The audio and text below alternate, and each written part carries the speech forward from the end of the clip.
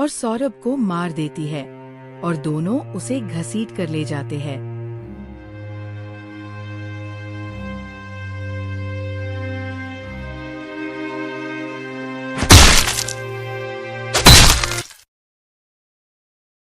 मुस्कान अपने घर में काम कर रही थी और साहिल मुस्कान के घर की ओर बढ़ रहा था। मुस्कान अपना काम करने में व्यस्त थी। तभी साहिल चोरी छुपे घर में घुस गया। अरे कहाँ है मेरी जान मुस्कान? लगता है रसोई में है। मैं जाकर देखता हूँ रसोई में। फिर साहिल रसोई में चला गया और साहिल मुस्कान को पकड़ लेता है। अरे बाबा तुमने तो मेरी जान ही निकाल दी। बेल भी तो बचा कर आ सकते थे। अरे चौको मत मेरी अनारकली, ये लो तुम्हारे लिए गुलाब की कली। इसमें तो बिल्कुल तुम्हारे जैसी स्मेल आ रही है। अरे यार ये सब छोड़ो, पहले ये बताओ तुम्हारा पति आने वाला था ना लंदन से, आया नहीं क्या वो? हाँ, वो तो कल शाम को ही आ गया था। क्या? अरे यार बेबी तुम भी ना मुझे मरवाओगी किसी ना किसी दिन। कहाँ है वो? दिखाई नहीं दे रहा। अरे यार तुम फिक्र मत करो, वो ना अपनी माँ से मिलने गया है। और तुम्हारी बेटी वो कहाँ है? उसे तो मैं अपनी मम्मी के घर छोड़ आई, अब तो कुछ दिन बाद ही लेकर आऊंगी। वाह यार बेबी, ये तो तुमने बहुत अच्छा काम किया। अब तो हमारे कुछ दिन मजे ही मजे होंगे। काहे के मजे यार, ऐसे छुप छुप कर कब तक मिलते रहेंगे? बस बहुत हो गया, अब मैं तुम्हारे बगैर एक पल भी नहीं रह सकती। अब तो कुछ करना होगा। अच्छा तो बताओ क्या करना होगा? मेरे पति का काम तमाम। अरे पागल हो गई क्या तुम? वो तुम्हारा पति है, तुम उसके साथ ऐसा कैसे कर सकती हो? तुमने तो उसके साथ लव मैरिज की थी। अरे लव मैरिज मैंने उसके साथ नहीं, उसकी प्रॉपर्टी और पैसों के साथ की थी। वो तो मुझे मिल ही गई। प्यार तो मैं तुमसे करती हूँ, मुझे तो सिर्फ तुम चाहिए। अगर तुमने मुझे छोड़ने की बात की ना, मम्मी कसम जान से मार दूंगी। अरे नहीं छोड़ूंगा बाबा, सच्ची। अच्छा तुम एक काम करो साहिल, तुम बाजार जाकर बेहोशी की दवा ले आओ।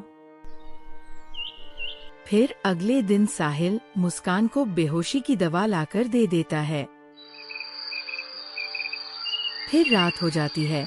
साहिल घर के दरवाजे पर दस्तक देता है और मुस्कान घर का दरवाजा खोलती है। अरे कहाँ है वो? उस दवा से बेहोश तो हो गया था ना? अरे हाँ हो गया, चलो। फिर वे दोनों सौरभ के पास जाते हैं। ये लो बेबी खंजर, कर दो एक ही झटके में इसका काम तमाम। फिर मुस्कान साहिल से खंजर लेती है और सौरभ को मार देती है और दोनों उसे घसीट कर ले जाते हैं।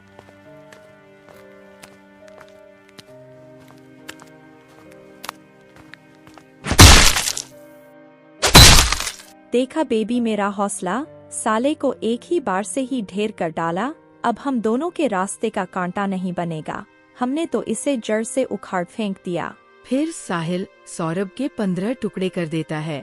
साला हम दोनों को एक होने से रोक रहा था, हमने तो तुझे ही रोक दिया। अब रोक कर दिखा बेबी, अब हम एक अच्छी लाइफ जिएंगे। ना रहेगा बांस, ना बजेगी बांसुरी। हाँ बेबी तुम सही कह रहे हो, पर अब इन 15 टुकड़ों का करना क्या है? अरे करना क्या है, मैंने तुम्हें पहले ही बताया था। बाजार से सीमेंट लाकर इसे ड्राम में पैक कर देंगे, किसी को कानो कान भी खबर नहीं होगी। तो चलो फिर। फिर दोनों बाजार से सीमेंट लाकर उसे ड्राम में पैक कर देते हैं। वैसे डार्लिंग ये सीमेंट वाला आइडिया तेरा अच्छा था, किसी को स्मेल भी नहीं आएगी। हाँ अच्छा था, तभी तो बताया था। अब तुम इसे ऊपर तक पूरा पैक कर दो। फिर साहिल मुस्कान के कहने पर उस ड्राम को ऊपर तक पैक कर देता है। शुक्रिया भाई, कितना अच्छा है यार तू, जो तूने मेरे प्यार के लिए अपनी कुर्बानी दे दी। मुझे तलाक दे दिया होता तो तेरी जान बच जाती।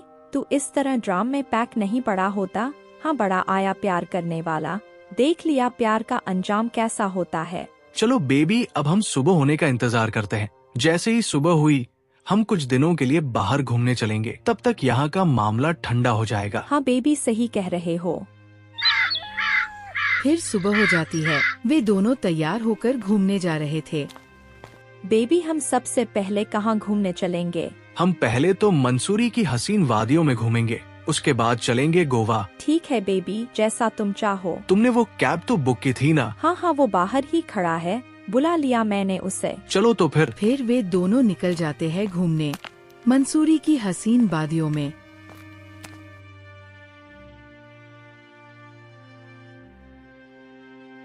कुछ समय घूमने के बाद वे दोनों घर आए।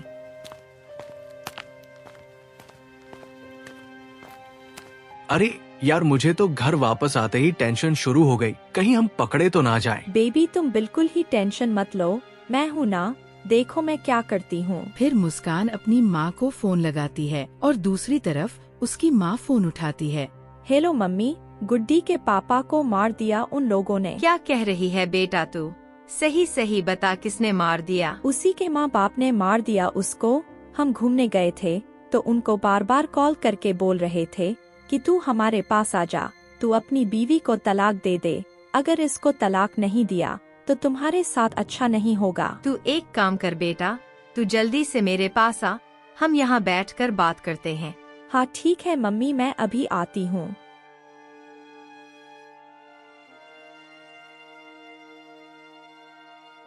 वाह यार, क्या मस्त एक्टिंग कर लेती हो तुम। हाँ यार, एक्टिंग का शौक तो बचपन से ही है।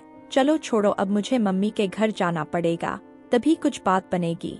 हाँ ठीक है बेबी, सब संभाल लेना। अरे यार, इतना कुछ संभाल लिया, अब तो बचा ही क्या है। नो टेंशन बेबी, मैं सब कुछ संभाल लूंगी। फिर मुस्कान अपनी माँ के घर चली जाती है।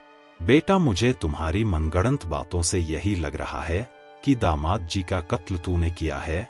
जो कुछ बात है मुझे साफ साफ बता दे, वरना तेरे लिए ठीक नहीं होगा। फिर मुस्कान रोने लगी। मुझे माफ कर दो पिताजी, मुझसे बहुत बड़ी गलती हो गई। मैंने और साहिल ने मिलकर गुड्डी के पापा की जान ले ली और उसके 15 टुकड़े करके हमने ड्राम में पैक कर दिया। ये बात सुनकर मुस्कान के माँ बाप चौंक जाते हैं। क्या? और ये साहिल कौन है? साहिल मेरा बॉयफ्रेंड है पिताजी, और उसके बारे में गुड्डी के पापा को भी पता चल गया था। तब उन्होंने मुझ पर बहुत गुस्सा किया। अरे तुझे बिल्कुल भी शर्म नहीं आई? तू बाहर लोगों के साथ अफेयर रखती है। क्या कमी रह गई थी मेरे प्यार में? क्या कुछ नहीं किया मैंने तुम्हारे लिए? मैंने तुम्हारे प्यार के लिए अपने माँ बाप को छोड़ दिया और तू यह गुल खिला रही है। सोच, कल को अपनी बेटी बड़ी होगी तो तेरी इस हरकत का उस पर क्या असर होगा।